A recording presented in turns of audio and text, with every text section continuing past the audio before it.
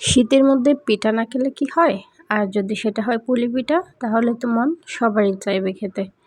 চলুন তাহলে আজকে সহজ কিছু উপায়ে পুলি পিঠার রেসিপি নিয়ে ভিডিওটি শেষ পর্যন্ত দেখুন। আমি এখানে 1 কাপ নারিকেলের পানি নিয়েছি। আপনারা চাইলে নর্মাল পানি নিতে পারবেন।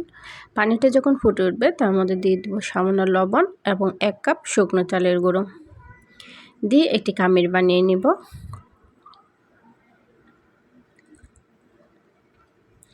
এখন 2 মিনিটের জন্য একটি ঢাকনা দিয়ে দিব। এখন ভালো করে খামিরটা মাখিয়ে নিব। ভালো করে খামিরটা মাখানো হয়ে গেলে একটি সাইডে রেখে দিব। পিঠার জন্য একটি পুর বানিয়ে নেব।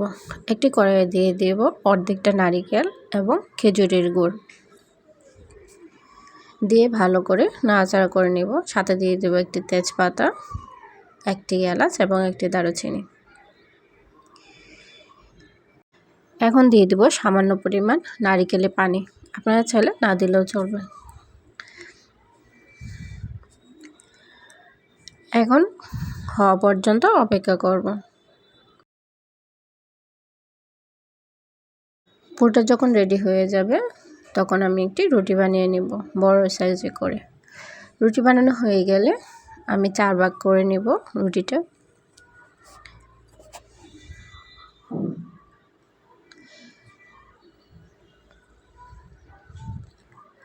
এখন মাঝখানে পুর দিয়ে দিব এবং ভাঁজ করে নেব।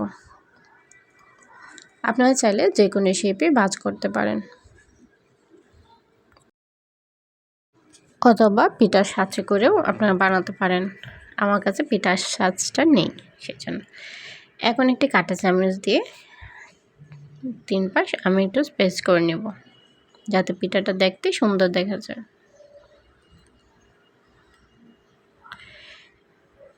এভাবে করে আমি সবগুলা পিঠা বানিয়ে নেব। এখনও যারা আমার চ্যানেলটি সাবস্ক্রাইব করেননি প্লিজ সাবস্ক্রাইব করে নিন এবং নতুন ভিডিও পেতে বেল বাটনে ক্লিক করুন। চুলায় একটি প্যান বসিয়ে নিলাম, তাতে একটি চালনি দিয়ে দিব। এখন সবগুলা পিঠা দিয়ে দিব।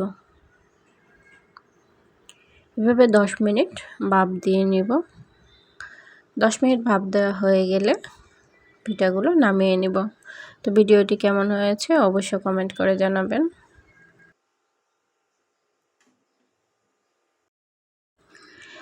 এতক্ষণ আমার পাশে থাকার জন্য সবাইকে অসংখ্য ধন্যবাদ। আল্লাহ হাফেজ।